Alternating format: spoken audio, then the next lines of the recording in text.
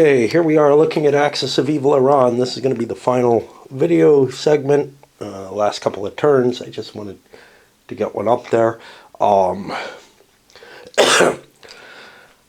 think NATO has won the game, but right now we're seeing the Russian Union, whatever the hell it's called. It's called the Eurasian Union, the EU. Great naming.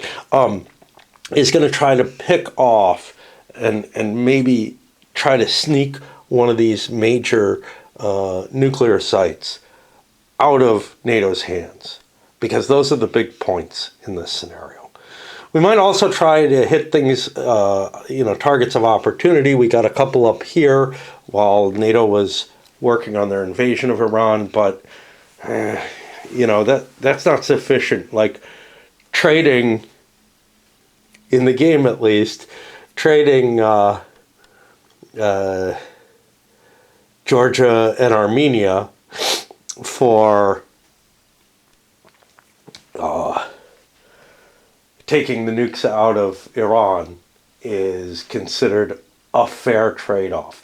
I don't know if that really would be geopolitically. It's really like, it feels like that's a trade that Russia would be like, yeah, if all they're doing is taking the nukes out for a while, taking the sites out that can be rebuilt and whatever, if they're not, successfully changing the regime or anything, although maybe this would create just such chaos that, I don't know.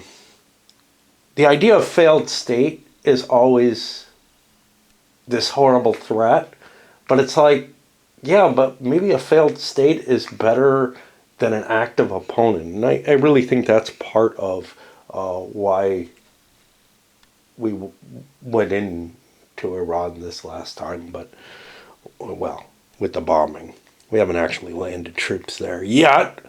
Who knows? Although it seems like there's no stomach for that. But anyway, that's the situation we're in the game. I'm still debating whether or not I want to do another scenario. But, on the second to last turn, given that we've held the shock marker so long, we are not going to give it up this turn. We'll give it up next turn, when it doesn't do us any harm. Part of me, is thinking, we could have done, some kind of strike here. Yeah, you do it this late, though, and it doesn't really help much. It's just, one extra action point or whatever. So we're looking at 8 and 9.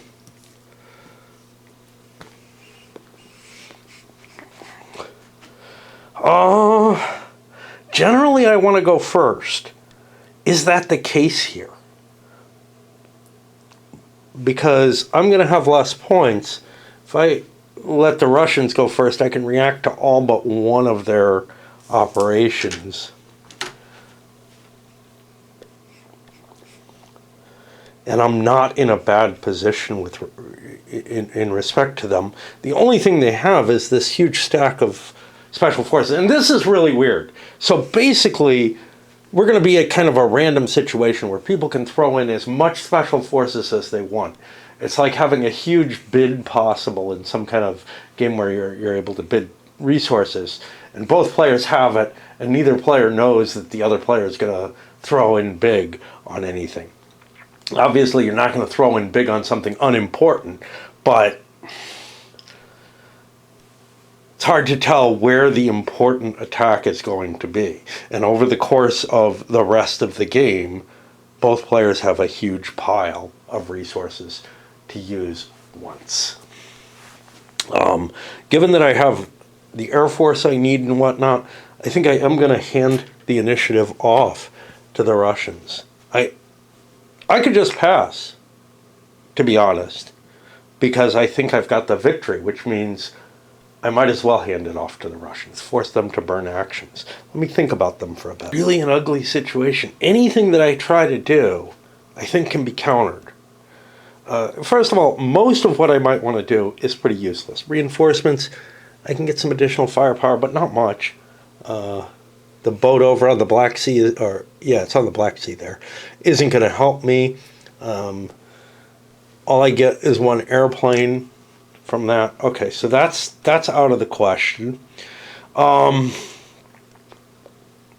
Attacks that I line up, I do have these 6th generation fighters or whatever, warriors, which allows me to convert something to hyperwar and attack to hyperwar that isn't already. But I start looking at, what kind of fighting can I do? First of all, here I'm looking at like a 1-to-1. I could jump these guys up here, but then I'm in this position where all the US has to do is ship this guy out, ship that guy in. It's sort of it's that whack-a-mole game, and I don't have enough extra points to be able to guarantee I'm going to get anything. Also, all the important locations, except for this one, are now covered with a defensive unit, so I can't just use insurrection to try to grab something on a last move or whatever. This one's also not a nuke. Sorry, all the nukes are covered.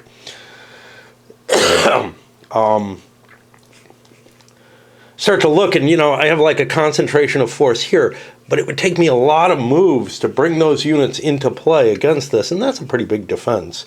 So that's not that great. What I want to be doing is threatening multiple locations at once so that I can launch an attack of some value. And that is really hard to see what I might be able to get away with.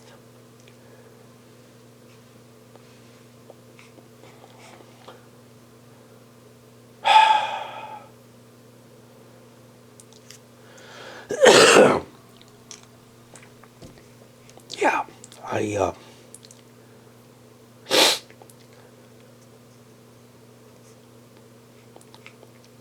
I think what I need to do is I need to set things up so I'm threatening multiple locations at the same time. That's going to be expensive because I'm going to be moving individual units, maybe to threaten this. Because my hyperwar, I only have a couple up here. I have these two. I have a couple up here, and that's all. So I don't get any, quick redeployments or anything like that. Everything's going to be very, very slow and painful.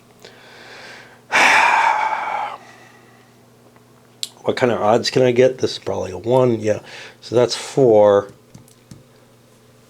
You can get some decent odds with that. So I think I'm gonna aim for that, but I really don't have a good answer. I really don't. To one of those tricky things. If I want to move this out of here, this looks like a yummy thing that I could put in place to help defend. But I can't coordinate them. I can only coordinate hyperwar units. I can't recover this. This would be an interesting, easy hit if I could.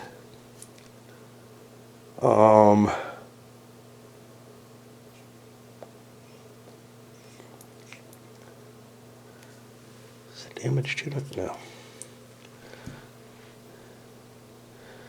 I mean, it's hard to come up with NATO solutions too. They don't have the same, impetus towards, I got to do something.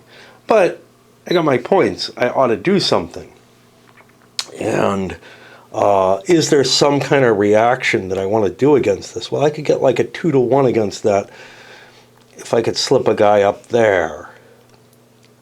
I got a couple of hyperwars, but they're holding the line with their zones. So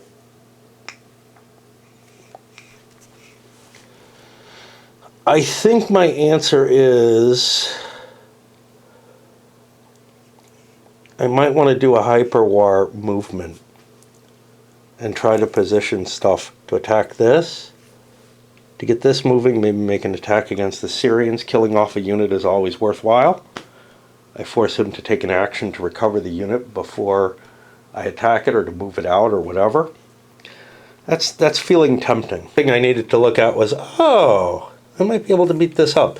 But it's got a 2-pointer, it's home country advantage. So I'd only have a 2-to-1, no shift, no concentric, so that drops down to a 1-to-1. Yeah, the Israelis are not the answer. I don't like. I like rolling a die for movement. I don't like rolling a die for movement without declaring where you're going to move first. So, for example, this Israeli unit, this could come out here one.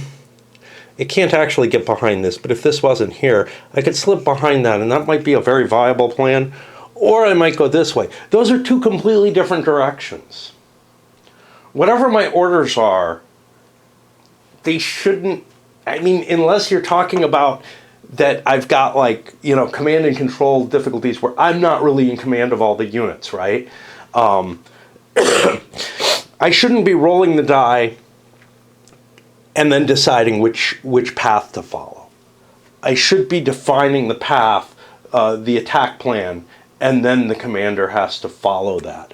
There's one way that makes like a forced march roll at the end of normal movement or something make a little bit more sense, because at least I've made, some of the direction, and then the commander on the field might be making some minor alterations to it or whatever. But I feel like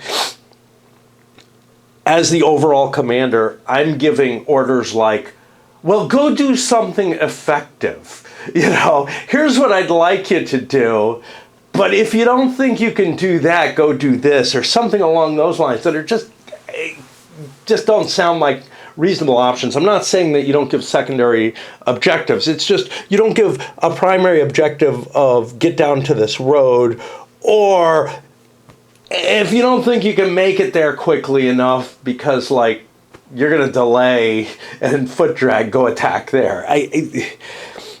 It's a matter of a commander completely. The only way of explaining it is that the commander has completely ignored the orders that I wanted them to complete and gone and done something completely different, which just doesn't feel right. It really doesn't, especially in the amount of communications that's available here. Anyway, I just wanted to touch on that, because as someone who's in favor of rolling dice for movement, I want to point out where it doesn't quite work right. Where something like Lee versus Grant, or the Zucker games, or I'm sure great campaigns of the American Civil War, I think that had the same kind of thing, where you start your movement and then you roll to see how much more you get.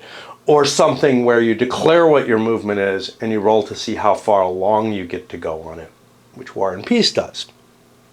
Hyper moves, and I didn't get what I wanted. Notably, this big unit didn't get close enough to be able to touch this. He only got one off his roll. I pulled back a little here to give me more flexibility, while still holding a line. My base is in some threat, and the Israelis made it down to the rail net and then some. Turks only got one. Actually, I think they only got 2 or 3, which couldn't get them here. It can get me here, which puts a threat on this, but it actually opens me up to some danger, maybe. It moves the dice back up here. So torn, just no idea what, I know what I was trying to do, and this looks impossible now. This covering here has just closed off, any ability to get a concentric attack on that.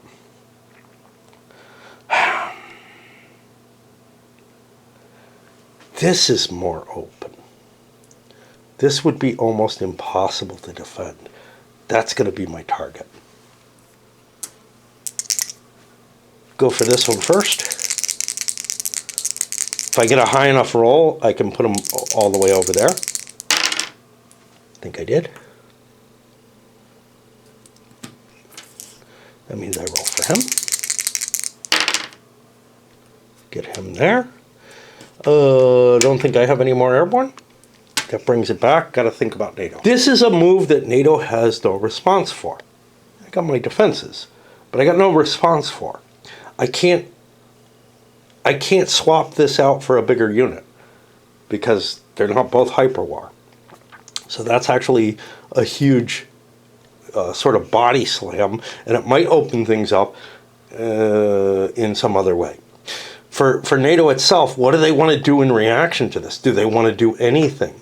Maybe I grab the initiative, or since, and this is very Go-like, oh, you did that? Okay, well, I'll put a piece over here and threaten you over here. This might be worth making the 4-1 here, just to get a kill. That's my goal, is to get a unit kill. And that might be as good as it gets. Let's do it.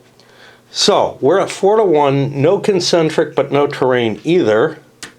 So that puts me there. I spend the point.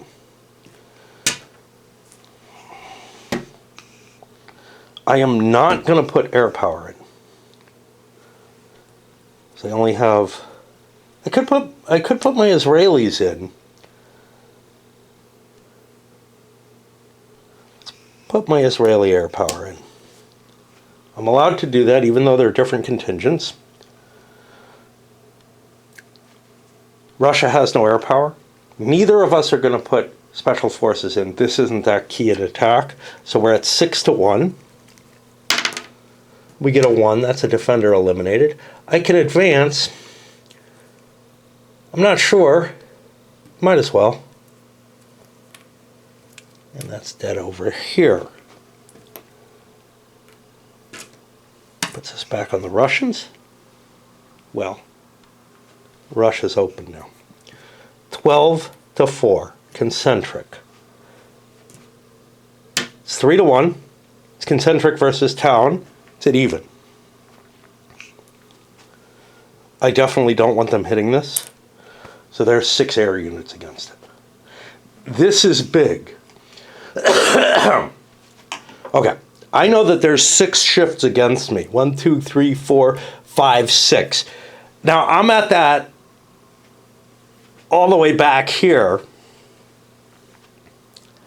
There are a lot of options.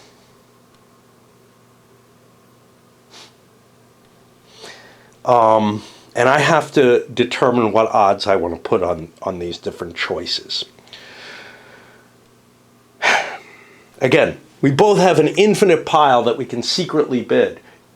If we bid big enough, we can guarantee better odds. And if NATO bids big enough against us, and we don't, they can guarantee a win. But this is where the game kind of doesn't work, because I can't make these decisions. The special forces is something where I can't make the decisions without having to resort to some sort of die roll type thing. So what do I look at with this? Well, no matter how bad it gets, it goes down to maybe an attack or lose 1. That'll give me a capability to recycle a base and bring it down.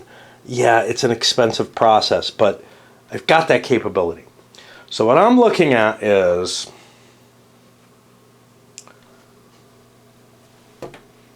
with all these against me, I may just say, screw it. So what I'm going to say is, on a 6, I go big. What go big is, I don't know. And likewise, NATO is like, we've already bombed you. We've already, thrown in enough air power that we don't think you're going to even contest it. So both are going to go with, on a 6, they go in big. What's big? Yeah, I don't know. Neither one went with a 6, so we're going to go with it, and it'll be over here on the 1-3 table. That's an attacker stall. It doesn't really hurt us. Did we pay our point? We did not. That puts me back to NATO. NATO used up its air power. It wants that back. It's trying to hold on to stuff. Whatever points I can get, these are the important places. And I'm in the same position with this. I can never get out of there unless I get like a double turn. I only got 1. Okay. That's just weakened things. This battle hasn't gotten any weaker. I'm going to challenge it again. What were we at? We were at 3-1. I can drop it 2. I got these 2. I forgot about them. I can drop it 4. 1, 2, 3, 4. But now I don't have as much to make up. So, how am I going to divide my points? Well, we're all the way down here. 1, 2, 3, 4, 5, 6, 7, 8. On a 4, I'm going to basically make a little chart. I don't want to use the Hyperwar one because I can use that for something else. Let's figure out what my chart's going to look like. So, I'm all the way down here. 1, 2, 3, 4, 5. That gets me the Hyperwar. What did I say? 1, 2, 3, 4, 5. All right. 5. That's going to be on a 3 or a 4. 5 or a 6. We're not going to throw everything in. Now, what is their thinking? Their thinking is, I'm all the way down here. I don't want to put a hell of a lot in, but I want to make, with him hitting for the second time, I feel, oh, these are already used up. Yeah, I'm down to the 1 to 3. Okay. With his thinking, what I'm thinking with the NATO is, look, I could put in nothing, and I'm going to go with that on a 1 through 3. Nah, a 1 or a 2. We'll do the same. 3, 4, 5, 6. We'll do the same 3, 4, 5, 6. But our numbers. We think he will put it up to 7. 1, 2, 3, 4, 8.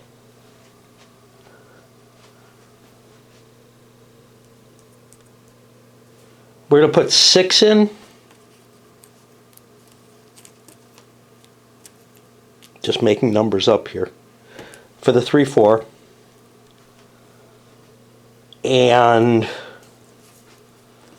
we'll put 4 more in for the 5 and 6. That keeps us a nice little pool.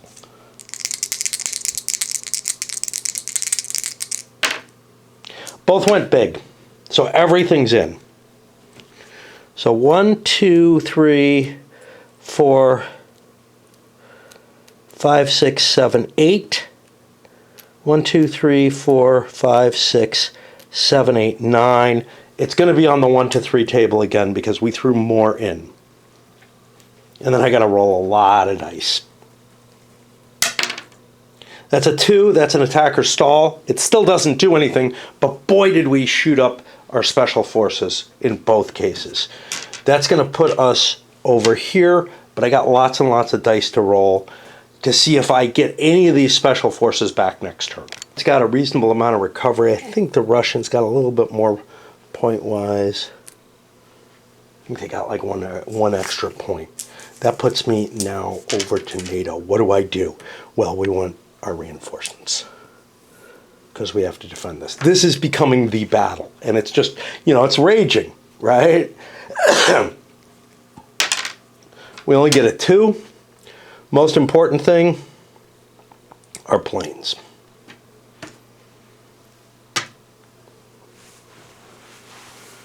Russia could try to drop rockets. It's not going to do shit. Most we can get is an R2 or an E1. It's not going to get through these missiles in either case.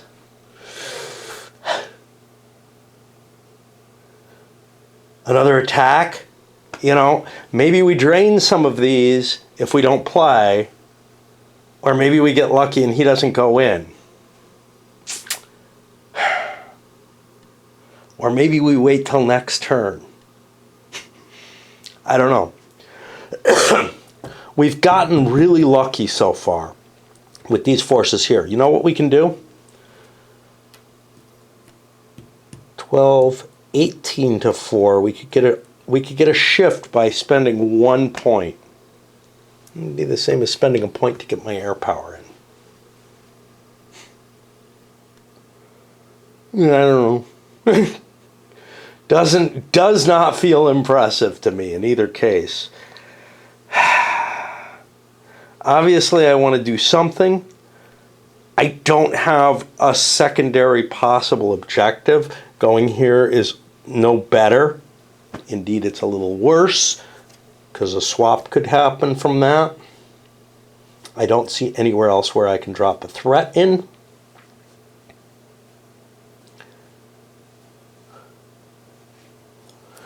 Nice thing about this is it could take a casualty if I need to. It could become a base if I need to. I need to roll a 2. I succeed. I'm not thrilled with that action, but whatever. Hey, we didn't get our reinforcements as high as we wanted. We go again. Probably should have attacked. I get 4. 1, 2, 3, 4. Now the attack looks uglier, because he's built up his air force again. Fuck! I should have just attacked, I guess. I don't know.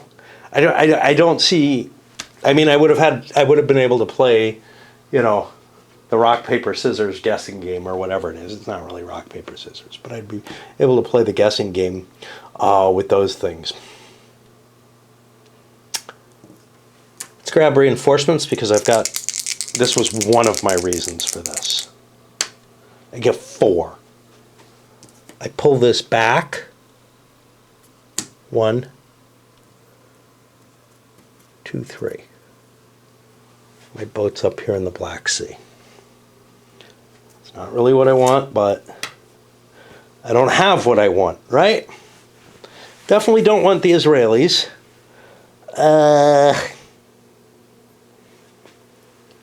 A couple of things for Pakistan. That's not a bad move.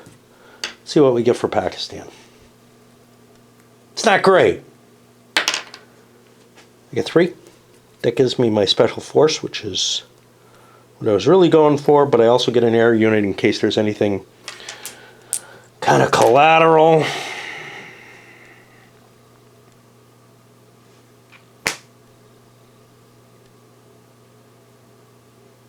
I don't know what to do. I buy missiles, I guess. Fucking Russian over there. That does not help me. Oh, this went back to staging, I think. I don't know where it goes.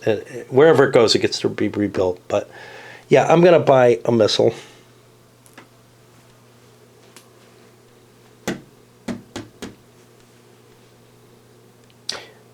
I think NATO's happy. They could pull the Iraqi plane or the GCC plane. Neither of those is going to help terribly much at this moment.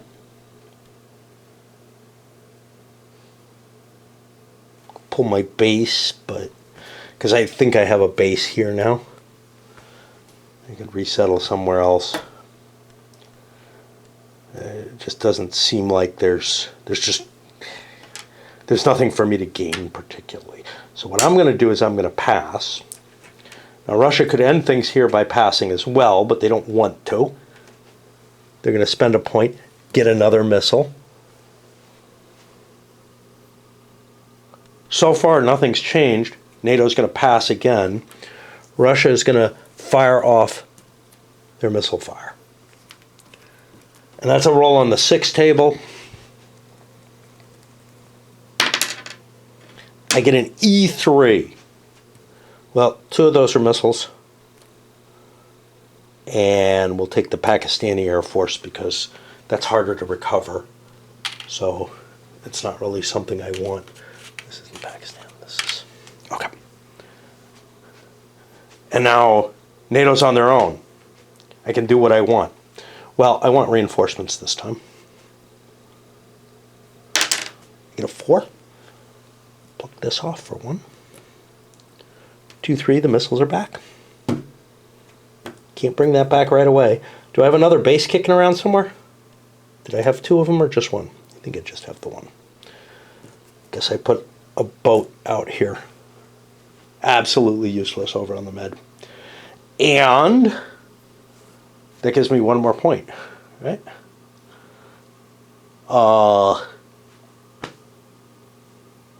Putting the base down doesn't look terribly valuable to me. I could put it up there, then I could recover that and maybe take that location back. That's not horrible. I don't have any off planes, though. I could bomb the shit out of his 1 remaining plane. That's not a bad idea. Let's bomb the shit out of his remaining plane.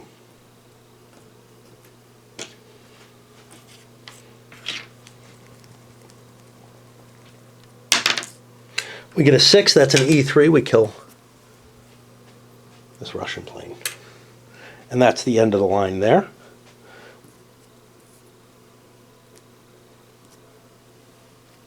The big stacks recuperate. I don't think the Russians can take this, but they're kind of committed to it. You know, it's not like I can get any points anywhere else, really. I mean, I could advance my Syrians and try to make an attack here or something, but that's just not worth all that much. It's worth like 2 points. Turkey would be so pissed. Okay, let's break for a bit. Go back to watching my Rise of Putin video that I'm watching. Well, here it is, Monday, I think. And I'm up early enough. It's a pretty day. Well, it's not a pretty day. It's gotten prettier just now. It's a gray day, but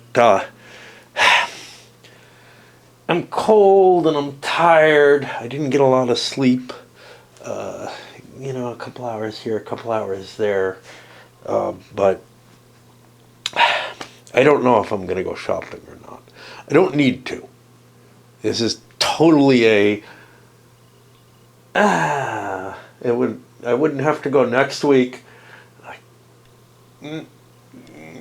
This week, Thursday, will be 2 weeks. It's only Monday, so it's not even 2 weeks yet. But it's supposed to rain for the rest of the week, so. And I want treats, you know. It's really what it comes down to. But I don't know. I don't know which way I'm going to go.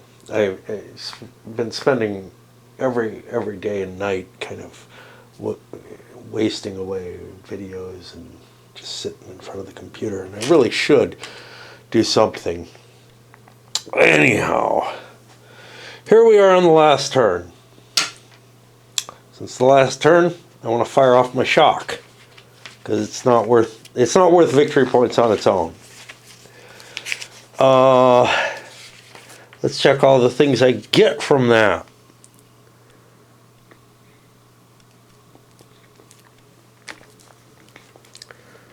I'll get plus a die, which gives me more actions, which will give me a huge advantage. But I also get a die that I can use for any of the contingents that I want. I don't know if that includes the Israelis, but I think it does. So let's do that first. I get all kind of stuff.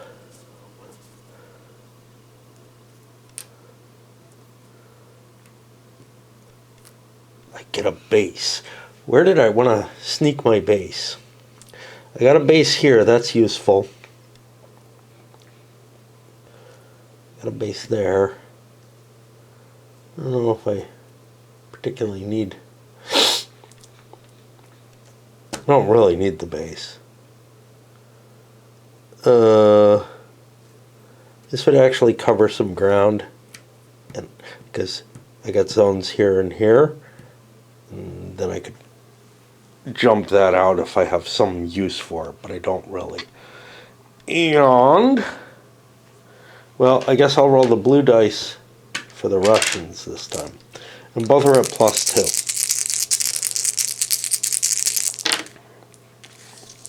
So 5, 6, 7, 8, 9. But I'm still beaten out by the Russians, actually. Which is good, because they need more. Now, technically, I would roll this and it would go on the turn track further out, but it's got nowhere to go. And I still have initiative until either the Russians get it and have the token, or what I think, because it's the more specific role, until they actually play it again. It is definitely poorly worded, though. So that gives me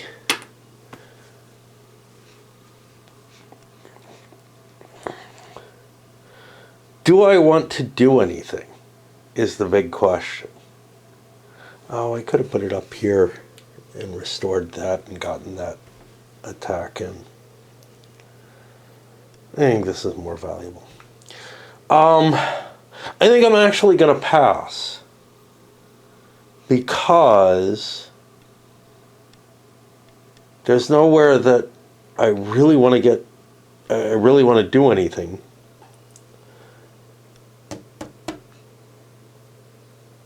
Although, like, a rail move down here has some interesting facets to it.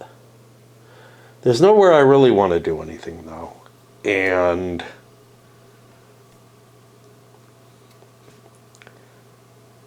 oh, there's this. How do I cope with this? He's got 18 to my 4. That's 4 to 1 base. Is there anything I can do about that? Not really. Yeah, I'm going to pass and let the Russians take the move there. I'm feeling too tired to play this even. I think I'll walk away, because I think I might be going back to sleep. I just didn't get much sleep in. It is. I'm really struggling, certainly since going dancing. I was getting into the game a little while before, but and I don't think it's got anything to do with the game. I think it's just my mental state and whatnot. It's this sort of inability to want to do anything is pervasive right now for me.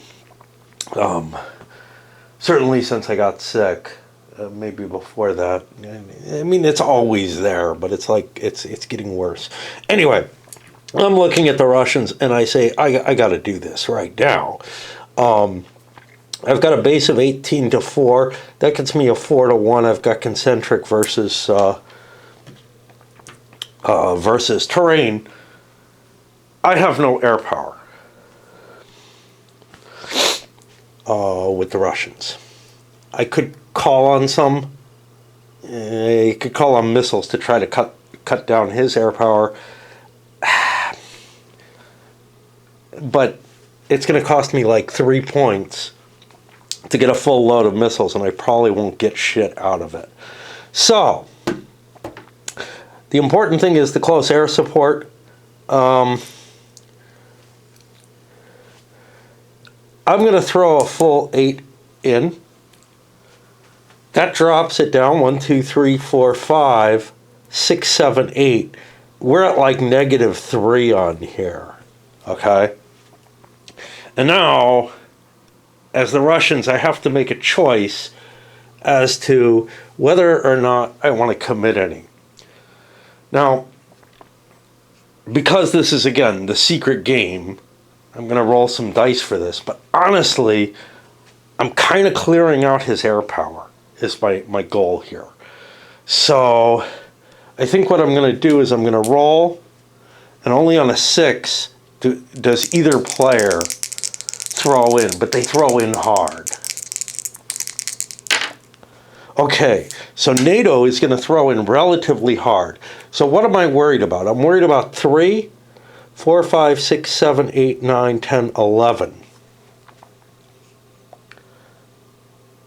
I'm worried about him throwing in like 11 points to get up there. Well, 10, 9, let's call it 8 points. 7, 6, 8. 1, 2, 3, 4. I'm going to throw in 4. Now, the Russians didn't throw anything in. I might as well use my biggest ones. Again, it doesn't matter what nations I use. Oh, I should have thrown my boats in, but I don't know. Whatever. I chose not to. That's fine. Okay. That's going to end up way down on the 1 to 3. I was already 3 down. Get a 5. That's an attack or lose 1. We'll take a hit somewhere. I got the rail line going up, so I'm in supply. NATO expends all this stuff. These guys go away. The Pakistani. Okay. I'm not worrying about sorting them because I really have to paw through everything, and almost, everything ends up on the board at the beginning of any scenario, so even if I go. Did I remember to spend? I don't think I did. Okay, that puts me on NATO. NATO's going to spend for a die roll to get reinforcements. I gotta, that's really the only fight right now. And it just keeps going. Okay.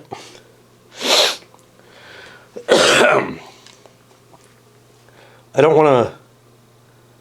15 is not quite enough. It doesn't quite get me to that 4 to 1. So I'm going to blow 1 to recover this. That puts me back to NATO. NATO's going to pass again, throwing it back here. And this is really what we're going to see, is this little, ping pong trying to hope that I can drain them or get the right guess at the right time, all kind of shit like that. So I'm ready for another attack. We'll spend this time. It's the same 4 to 1.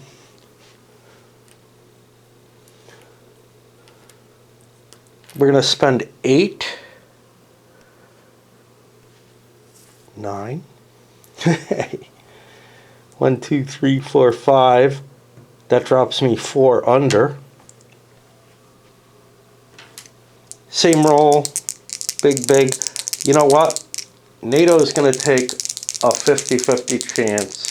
So they're not even going to go. If I get a 6, I'm going to roll again for a 50-50. Neither one spends anything. Russia has to roll again on that 1 to 3. They get an attack or lose 1 again. Boom. NATO's points are up here again. We pay for reinforcements again. We get 4. The boat is quite good. So we'll put that into play. We reinforce the Russian unit again. And we're just going to play this out for a while. I'm going to come back if anything interesting happens. I know this video is shorter than a lot of the others, but I feel like this is really an uninteresting decision-making process. I know what the pattern is going to be, and it really just comes down to, can the Russians take this one thing with their maybe advantage in special forces, their advantage that they got lucky in terms of total action points. Right, so things really aren't working very well for the Russians. Whenever I make an attack, I force NATO to spend a point on reinforcements. They might get unlucky and not be able to get as many reinforcements. But that 1 to 3 table is horrible, and I have to spend so much to overcome it. That's kind of the problem. And at some point, plus, whenever I make an attack on that 1 to 3, I have a 50-50 chance, and it's been happening each time, of taking a loss, which means I have to spend another action point. I thought the odds look better, but I'm not getting them in my favor particularly. Where I get like the attacker standoff, and thus kind of can make even trades. I'm kind of coming behind. I'm spending more than the NATO is, because I have to spend an action point to attack and a second action point to recover, and they only have to spend one to recover as long as they're getting good die rolls. They've been getting good die rolls. I haven't been getting the attacker standoffs. So this is kind of ugly. I mean, there are other things I can hit, like stuff like this, and this with the special forces. If I can save some of them for the insurrections, and likewise, NATO can insurrection me as well if they end up ahead in that game. I don't think there's anything else I can do. Like, with a fair amount of points for NATO, they can overcome the insurrections as long as they have action points and whatnot available. So, and I'm not just talking about counter-insurrection. They can probably bring troops up to where they need to. These Israelis are not doing me any good at all. But anyway, I kind of feel like I made my bed. I got to lie in it. Even if it's not working well. But I wanted to talk a little bit more, just cause. Although I had to reload my pipe, I didn't just take it as a break, go watch some more vids or whatever, which is pretty much, would be par for the course. Instead, I felt charged enough to come down. Now, that may just be nearing the end of the game. I just want to get this done, But I do feel some excitement at this point, more than I did before. So maybe things are changing in my head. I don't know. The problems. I don't know if you know the old. I don't know what it is. It's kind of a riddle, kind of a joke. That's coming into mind here. I'll tell you what. You probably have heard it. A man is told he'll be executed next week, but he won't know what day it's on. And so the man thinks to himself, okay, I can't be executed on the last day, because if I am, if that's the only day remaining, I'll know that I'm going to be executed that day. And that means I can't be executed on the second to last day, because I know I can't be executed on the last day, and so on. And he goes down the whole thing and figures, I can't be killed. They kill him on Wednesday. Because he doesn't know which day he's going to be killed. He's right about the logic, but there's sort of a paradox in there. Anyway, the paradox that is in there is kind of relevant to this, which is, if I get down too low, then both sides will commit all their special forces. And I'm basically going to be canceled out by the coalition special forces. Anyway, I just wanted to show that out. Now, that doesn't mean that there's no turn in which I can do it, but there does have to be an increase of the odds of when I pick it. And unlike the little paradox or whatever, or riddle,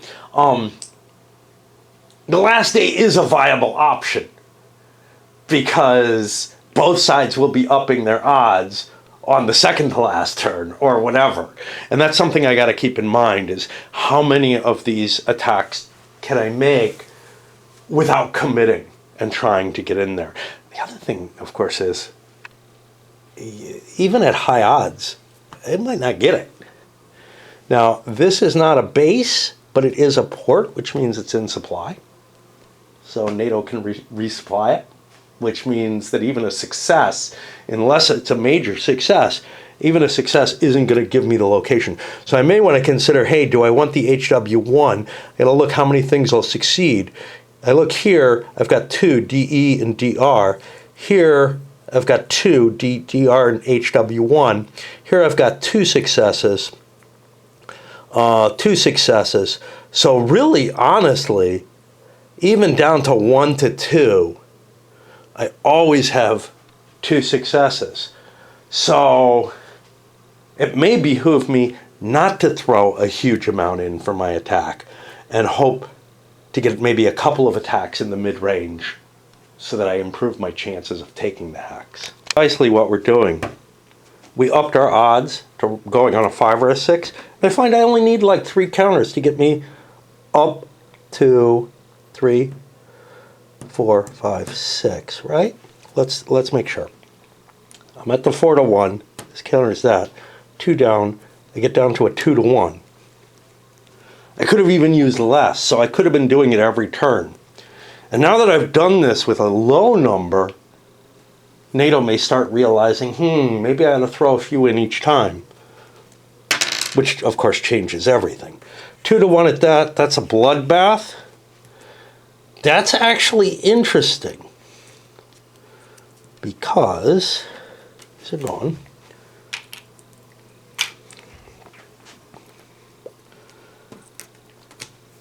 Now I'm stuck with a hard choice with NATO. Do I spend 1 to recover this unit and get it up a couple of points? We're looking at 12, 15 to 2. That's like 7 to 1.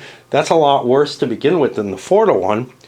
Or, and it's a difference of 3, am I better off getting the reinforcements? And the other thing is, not only is it a difference of 3, but it's also, if this unit dies, it's worth a point, and I can't recover that unit as easily. I might have a Marine, or I might have somebody I could ship in there, for example, this or this, which would change, well, I could ship this in, which would change the dynamics. So losing that unit may not be so bad. But getting up to the DE is, it all becomes kind of complicated. What do I want to do with NATO in this case? And the game is putting me with these kind of interesting decisions. Now, the problem with these decisions is you could actually probably more or less map out the odds of losing the hex on each of the different columns, make all kind of analysis on there. I don't like to play that way. I know I'm, over analyzing in words, but when I'm actually doing it, I just, that like the little clever thought of, I don't have to get all the way up there. In fact, it's just as good to be on kind of a crappy table in terms of Russia's chance of taking the hex, which feels wrong, right? I mean, look, it's not, because I get up here and I have a 50-50 chance of taking the hex. That is better than 2 out of 6, but anything below that is a 2 out of 6. So unless I hit the 7 to 1, I'm not going to improve my odds at all on taking the hex. I might reduce my chances of losing a piece or something. I might get a DL1, which gives me some advantages like this does. So, I think given that NATO can throw something else in, they're going to go and spend on the reinforcements again. Now this could go badly though. And it totally does not. 3, 4, 5, 6. All of them in. I took a loss. But now I'm at 15 to 2. I'm at 7 to 1 base. I think I probe for another attack or not. I don't know. Like if I recover, he can recover. It's a hard call. Let me just, odds I go for an attack. No, I'm going to recover. I don't know which one's better. And again, I'm just not willing to make that kind of, like the analysis is hard. And I don't like doing hard odds analysis.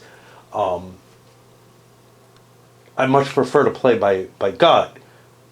But obviously playing, there's chance in here and everything. So, it's not like I've got a guaranteed situation where I feel like I can absolutely figure out what's going to happen.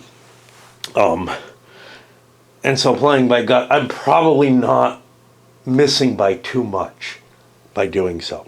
That puts me back to Russia, and now I'm in this ugly position where not only has that recovered, I'm in the same place I was in before, but worse, I've tipped my hand about the special forces, and NATO probably wants to do things differently. Well, let's start another attack. It gets me, I guess, at 4-1. Is it 3-1? 4-1. Yeah. Neither side went in. I went with hey, there's a 50-50 that NATO understands what I was doing with that little thing, because it does require some analysis here. And as the defender, they may not be paying that much attention. Well, now they're going to need to grab reinforcements again. I'm going to need to have to recuperate again. They don't get much in their reinforcements. I get my full recoup. They will reinforce yet again. And now we're getting down to the point where I probably want to spend half my special forces. They get their full recoup. And we will launch another attack down here. I decided to change the odds. Anything but a 1, you're going to throw in half your points, because there's only one more Russian attack left. Well, only NATO is doing that. The Russians have decided to withhold their points for what may be a bigger attack next time. I know this is kind of against what I was thinking of doing. Oh, fuck, I've got that thing too. Wow, I've got a lot. What do we have in points here? 6, 7,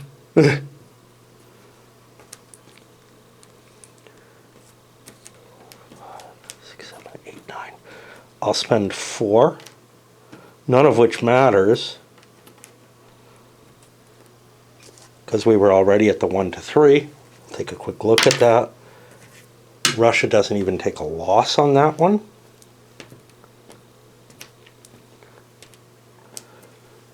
NATO needs to recoup at this point. We're right down at the bloody end. We get 4. That gets these.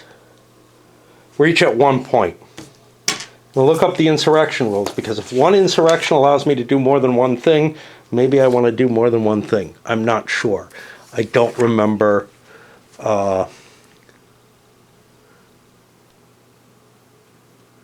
Yeah, 1 AP allows me to play it all over the place.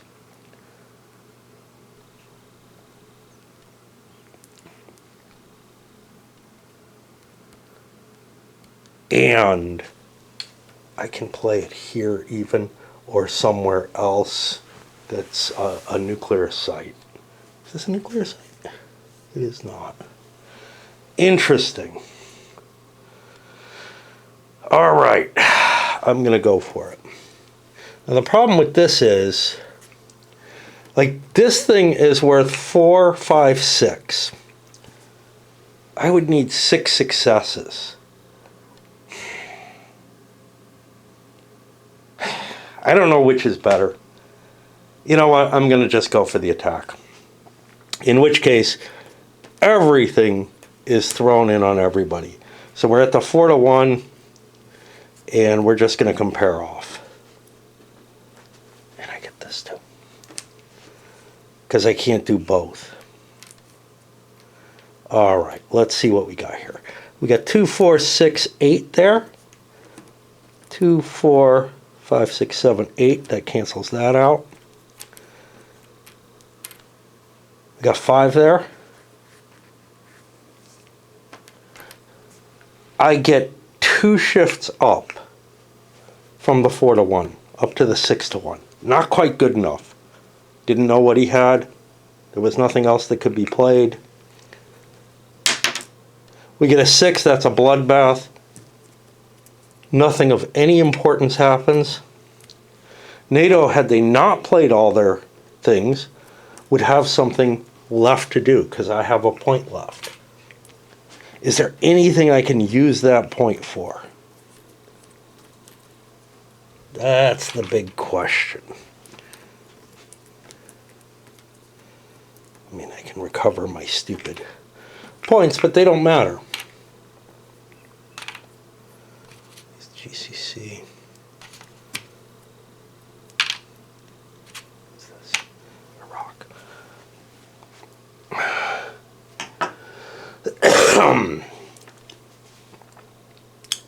If I could kill a unit, that would be a worthwhile thing. I really don't know if I don't think I have anything that can get me a point. This attack,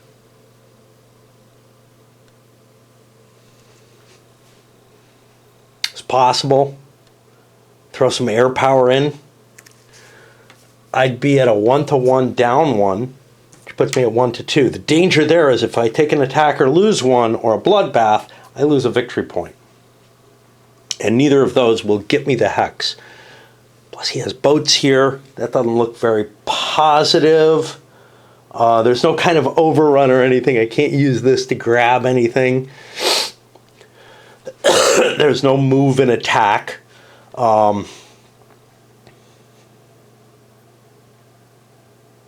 Is there anywhere where I have an attack worth making?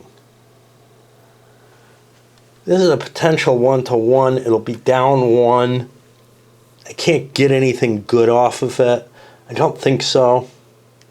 I think basically there is nothing of value that I can do except I can bomb. So if we take a bombardment action, I believe I'm allowed to use all my air power and rockets and whatnot for that. Close air support, where is it? That's under combat, that's why. It's 1 AP, any number of units, and any number of hexes. Yeah. So, can't blow anything up and take a hex that way. Air power alone doesn't do shit. Terrain does help against this. What I need is 2 hits against anything. A 3 can get me hits.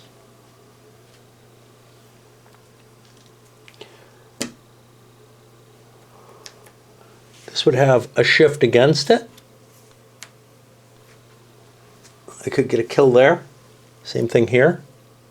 So now I have to make the choice between, do I want to hit so this is an obvious thing to shoot at.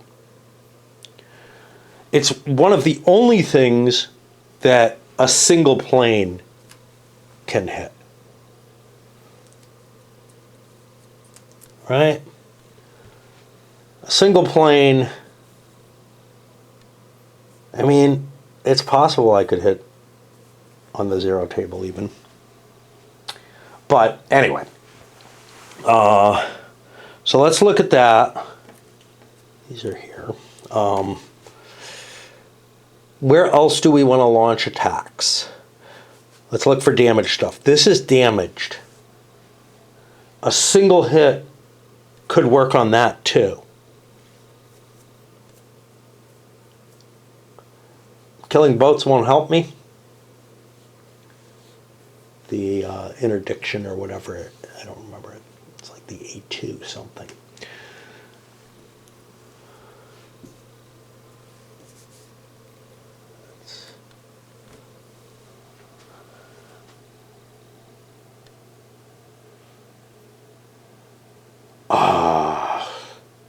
Got the Israeli plane. I mean, I don't know. I'm trying to catch another couple of points. I could, of course, use a missile in conjunction with something else.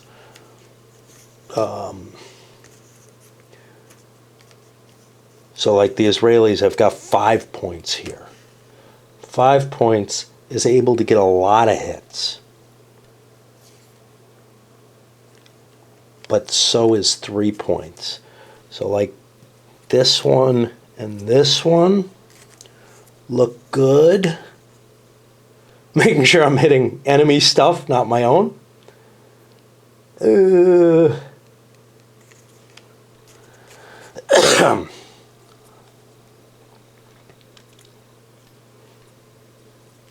go for these lucky shots here. All right, now we'll look down the line. Here I've got one bomber going against something. This is just a 1-point bombing. I need a 6 to hit. Hey, I get lucky. There's some victory points for me. Just throw them out. Look for another one. Got another one here. This is on the 0 table. A 6 still works. There's no real difference between the 1 and 0. Wow, I'm getting stupidly lucky here. That goes. There. I'm on the 3 table at even. Here I get a 3. That's an R2.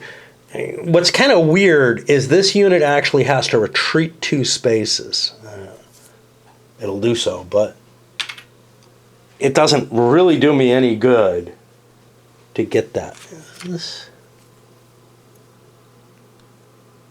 says NATO. It looked, the pale on it made me think it was Israeli. Oh, we got one down there. That's a 3, shifts down to a 2. Get a 5, that's an R2. This has to flee. Fine. No good there. This is a 3 out in the open. But again, only a 6 works, but it does. And then this one here, that's going to be on the 1 table. And again, there a 6 will work.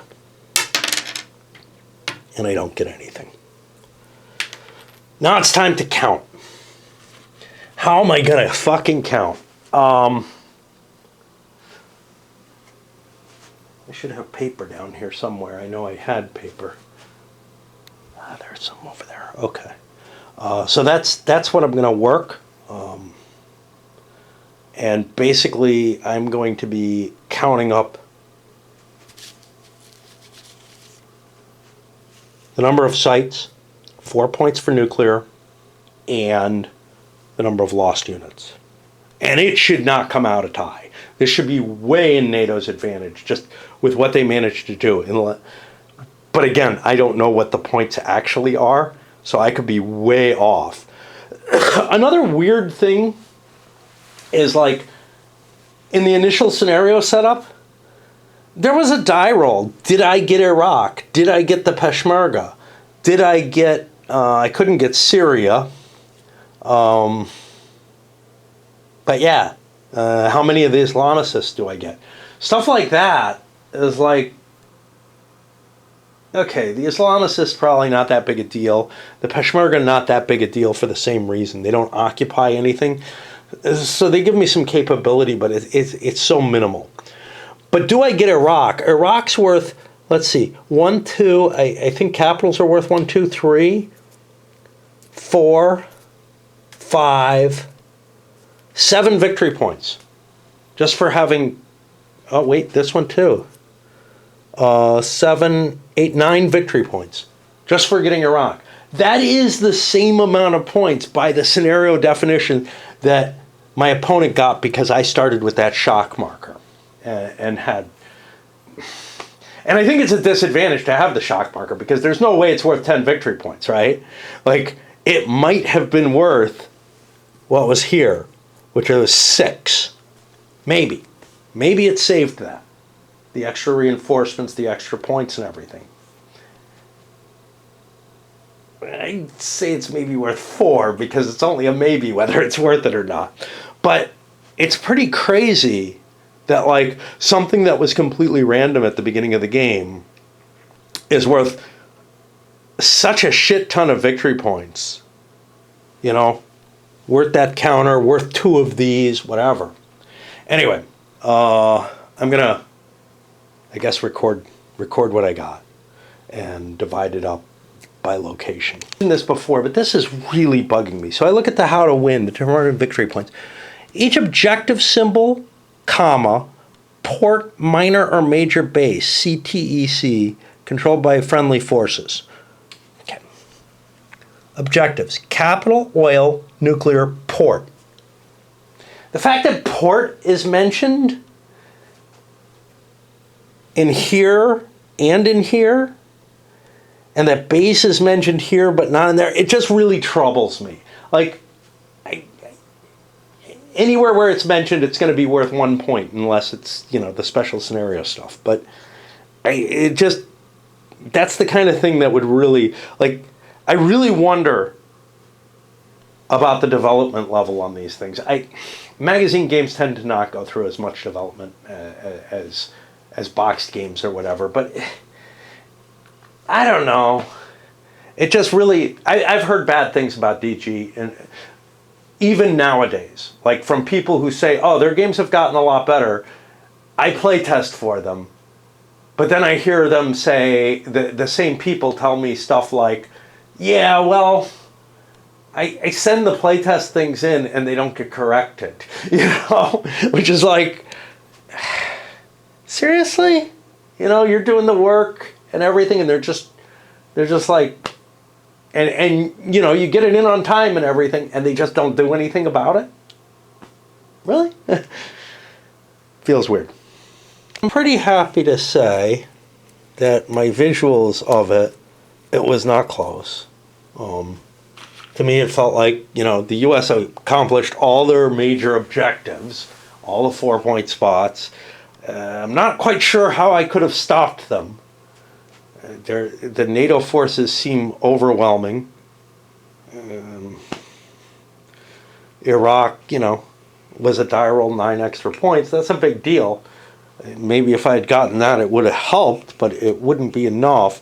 Maybe if I had played a little bit more cleverly, I could have split these. We'll see how the points break down. So I broke down by region. So the GCC back here, that's worth 14 points. Not a lot of points. But was there any real reasonable way that, the Russians, geez, I show my age, that the Russians and their allies could have gotten here, that Iran could have done something here? I don't see how. Yes, they could have started insurrections. They could have set, the Arab world on fire, basically. And, maybe they get lucky with all of those. Maybe that would have been a better move than going for, because if I had known what the point spread was, this was a bad idea, because 6 points wasn't going to change anything. Like I said, if I had gotten 2 of those, it wouldn't. If I had been able to hold the interior ones, it wouldn't have been close still. Iraq, like I said, is worth 9 points. All on a die roll. 50-50. Who gets them? Not quite.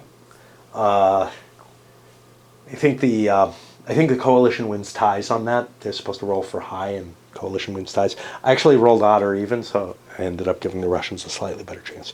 Turkey is only worth 3 points. It makes sense. It's not really an objective, right, to go into Turkey. But if you manage to get in there, sure, you'd get something for it, right? Iran itself, these things that I grabbed from Iran, I don't know why this is, because this is part of Iraq, okay. Iran itself, the things that I grabbed from them, going all the way into Tehran, was worth 24 points. That feels right. Now, 16 of those are the nukes, but not really. 12 of them are the extension, the scenario extension for the nukes. So we're looking at 12 points. It's still the biggest point source in the game. Makes sense. The game is about Iran, but in this particular case, they're inflated even more. And that may be a bad thing, because those high-value locations are so much easier. Like, NATO's able to grab what they want, is what I kind of see it as.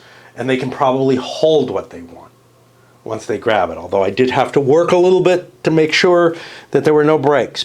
Pakistan itself was worth a whole point. Again, like Turkey, not a major objective. It would be huge to like invade and take the location, not so much in Pakistan, but to take like Incirlik in Turkey. That would be a huge deal.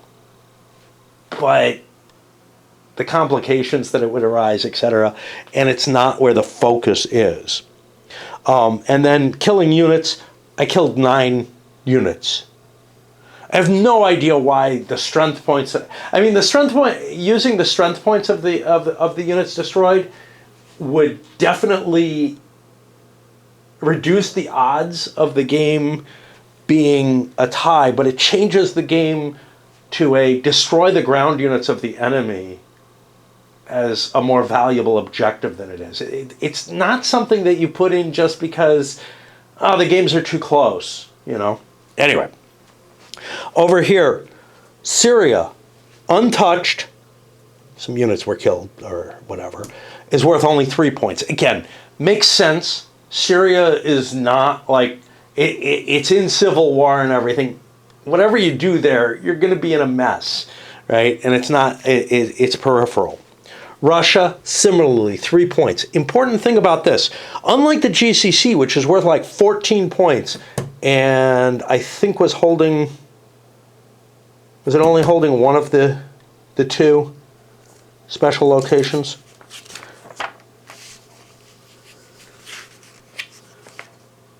For the AP. Yeah, because Incirlik is the other one. Okay, so going after Incirlik, probably not that worth it, although if you grab it early, and it might be more exposed than the GCC is, you get not only the couple of points for Turkey, but you take an action point away from the NATO coalition every turn, which, there's this interesting thing. Russia, on the other hand, which is holding one of those, is only worth 3 points, like Syria is. The Transcaucasus was only worth 3 points. We held on to all that. Georgia was worth 4, which is kind of neat. It was more points, that's kind of the biggest set of points that the Russian coalition captured. Central Asia is only worth 2. Again, this had one of the action point cities. So there's nothing that's worth a lot of victory points in the action point cities, with the one exception that Kuwait City is. That's not far, and it's on the way to a huge set of points if you can get into Saudi Arabia and just start winning there. But again, I don't think that's an option for Russia. I think those 14 points that the GCC has is almost just a gimme for the coalition. Where am I? Russia was only able to hold 1 point for Iran. They had this isn't worth shit. This one. Because they lost every other city in Iran. Okay, the shock marker was worth 10, and then the Russians only killed 3 units. So we come up to a 60 to 29. Shift that 9 points, it's 51 to 38. It's beginning to look a little closer. Shift these that maybe I could have held, 8, 9, 10, 11. We were at 50 to 39. Another 11 off of that puts it down to 40 to 50. So if I had been able to hold on to half of Iran, it would have come down to who got the die roll on Iraq at the beginning of the game. It's just so many fucking points.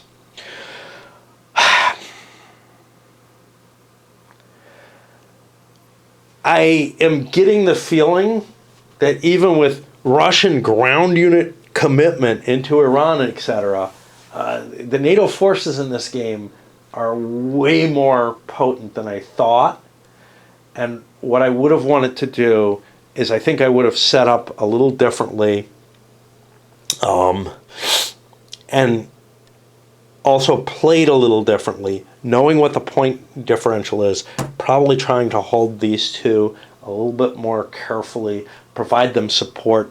You know, I wouldn't have sent the Russians down this way where they couldn't have gotten to anything, which happened pretty early. And then I ended up having to bring hyperwar units. I only used one of the many units. Those units that are not hyperwar capable, they're only really there for holding ground. NATO used them very well in holding a perimeter in Iran. Do I think this scenario might be balanced? Yeah, except that, like, again, I think NATO's hard to resist. They've got a lot of power. I think Iraq should automatically have been pro-coalition to make it balanced. Like, because again, with the split, the Russians would have held the victory. But like a 9-point swing on a die roll is kind of goofy. Now, let me swap in another battery here. What I really wanted to consider is, do I want to play another scenario of this? I don't know. I'm leaning against, but if something really excites me, I may go with it. All right, so we did the, no, this is the variable control. We did the axis of evil.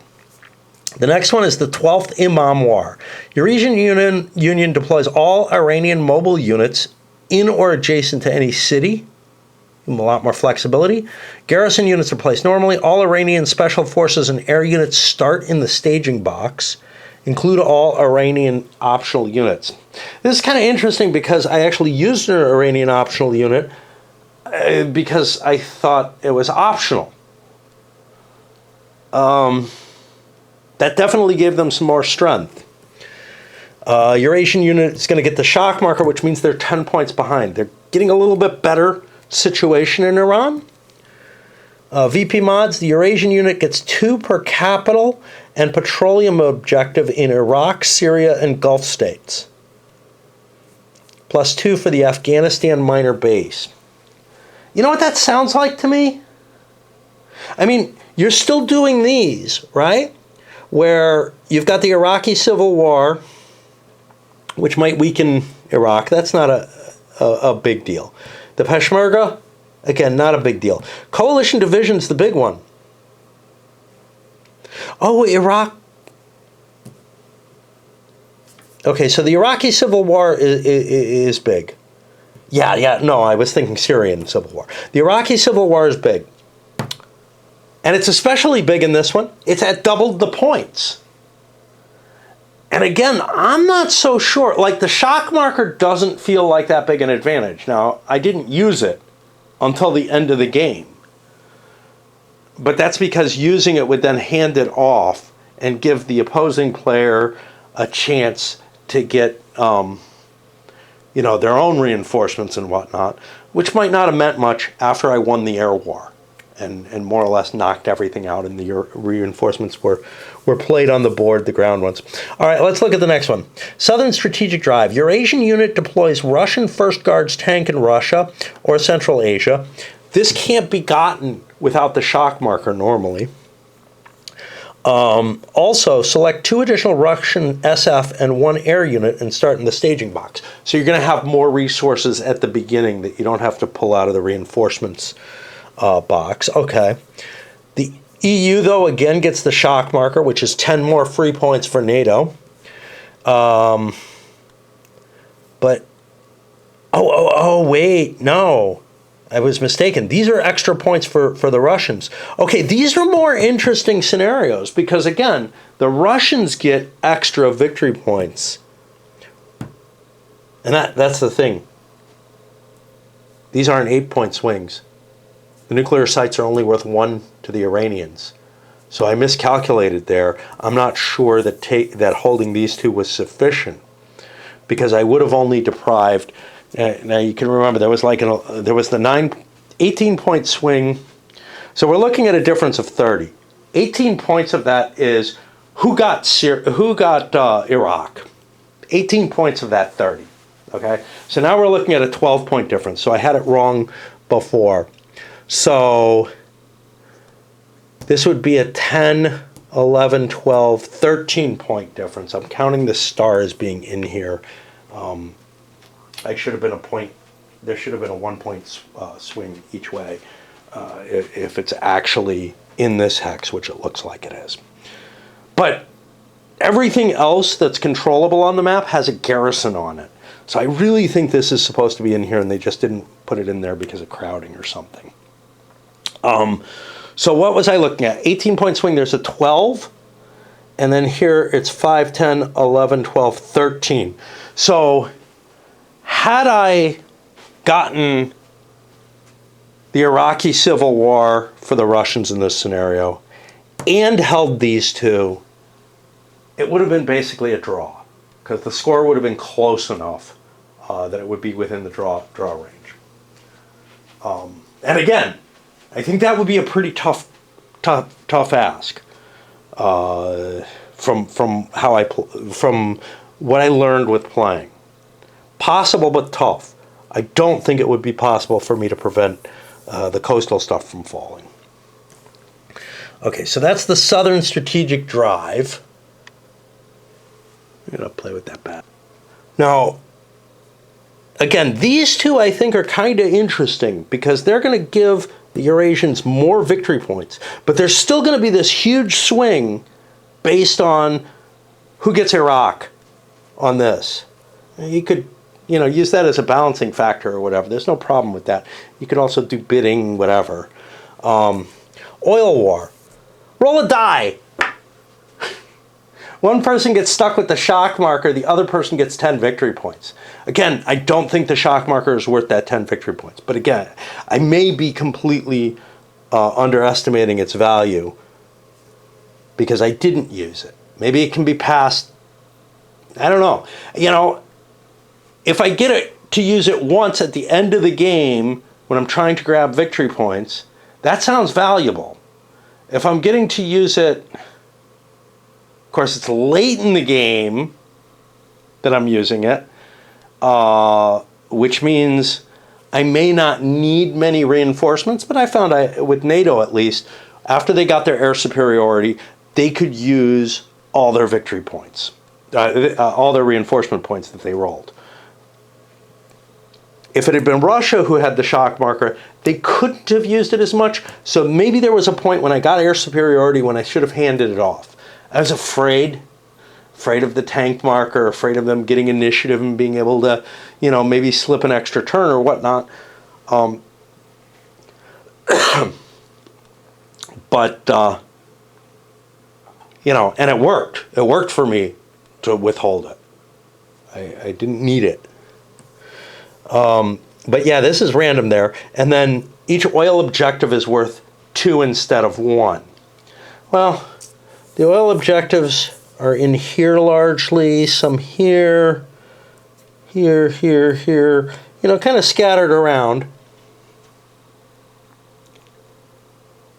I mean, yeah, it makes Saudi Arabia worth a whole lot more this time, takes the focus maybe off of that, except again, I just don't think that the Russians can get the air superiority as easily.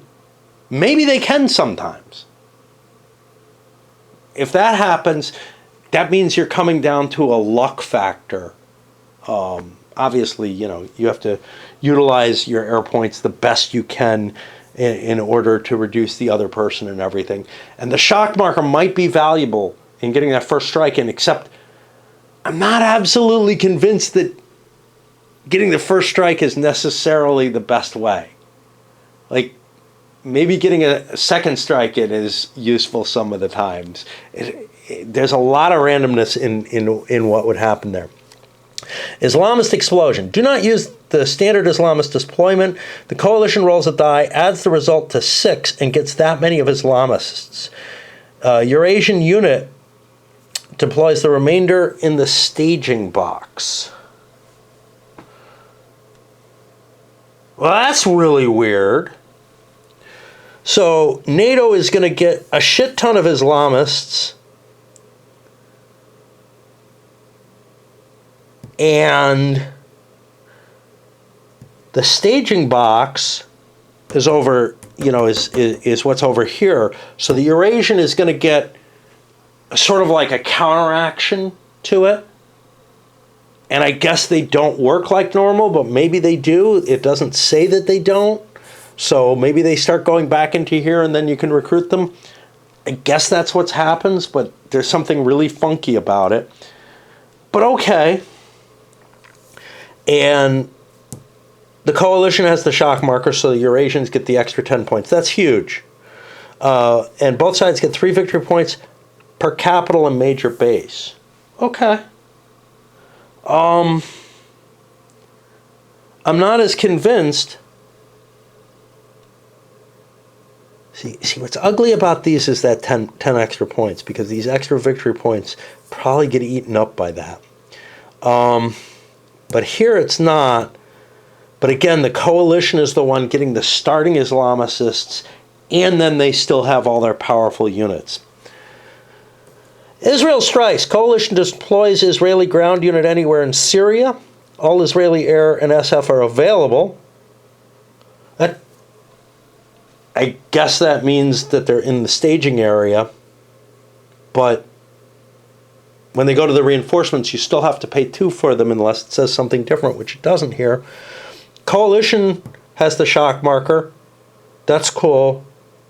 Again, I feel like they've got the edge by a lot, but they also get more points, an extra point for each military base.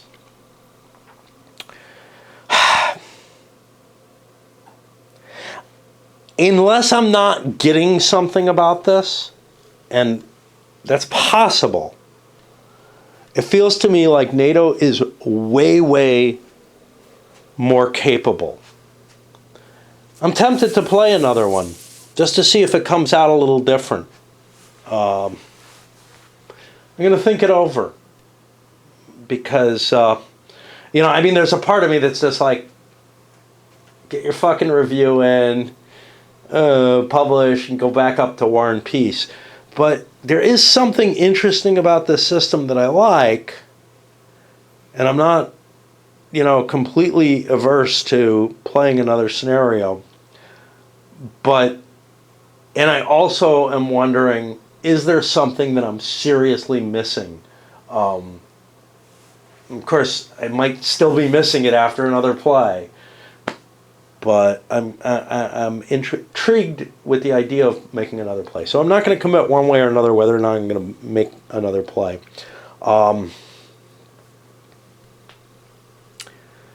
Right now, and feel free to comment, because it might take me a day or so to make my decision here on if you're doing it soon.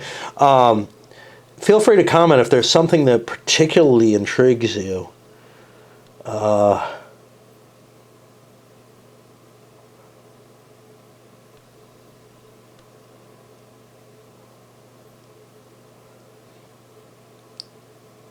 You're getting the first tank guards. It's not hyperwar. Who cares? It's not even a particularly interesting unit, right? And it shouldn't be, having seen the effect of Russian armor in Ukraine. Not that they knew that at this point, but yeah, I'm just not that impressed with it. 2 additional special forces and 1 additional air unit. Okay, so I get a +3 on a reinforcement roll is basically what that means. Without as much choice as I would like. All the Iranian units can be positioned in a different sort of way, but the Iranian units aren't hyperwar capable. They're not going to do much. They're going to be so expensive to move into position and try to get an attack off. Remember, each unit moved costs 1 action point. Each unit used in a combat costs 1 action point. The Iranians have, they have like the Mahdi unit or whatever, which is hyperwar capable, but that's special forces, I think. I'm just not seeing where they're going to be able to gain much. So I don't see anything where I'm like, ooh, this scenario just blows away the Axis of Evil scenario in terms of decision making and whatnot. And if the game is at all closely balanced, in any sort of way, Iraq just fucking blows it out of the water. Because when you play, each side rolls one die. The player who rolls higher controls Iraq. Coalition gets them on a tie. Again, the coalition is the NATO side. They're the ones who already have a lot of advantages. The controlling player rolls a die and applies that number of reductions to Iraqi ground units. I did not do that. Is that a big deal? No, they were mainly being used to hold ground, but maybe they would have been more vulnerable if I had caught that. Mine were all healthy, but the biggie is that you're getting 9 points or more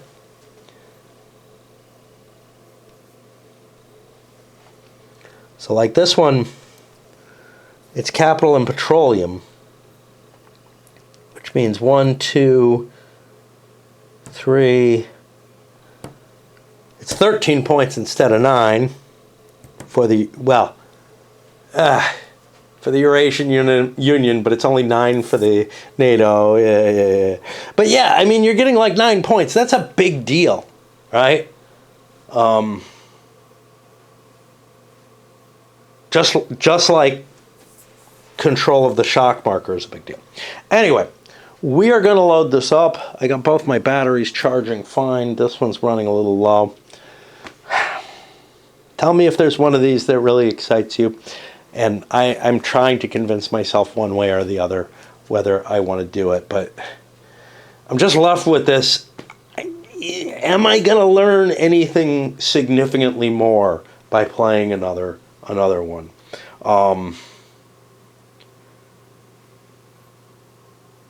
Because again, I mean, for the one that's the Imam War, a bunch of Iranian units is not going to do me. It's not going to give me offensive additional capability.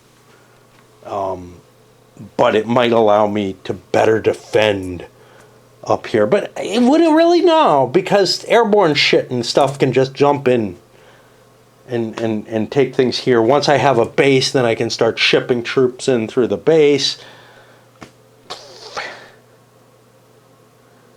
Yeah.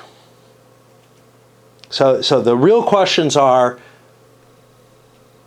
is NATO likely, a significant amount of times to get the air superiority? Because that was a big deal. Getting the air superiority meant that I could keep cycling my planes and using them for fight after fight after fight in a way that the special forces don't allow me. I can use the special forces 2, maybe 3 times in a game. The planes I can use multiple times per turn. Right? And the amount of hyperwar capable units that NATO has so far exceeds what the Russians have. I just don't see how the Eurasian Union, or whatever you want to call it, is capable of conducting offensive options. And those hyperwars are also interesting on defensive, because some unit gets destroyed or retreated. Well, retreated, I lose the base. If some unit gets destroyed, yeah. If some unit gets destroyed and leaves the garrison there, then I can just pop an airborne,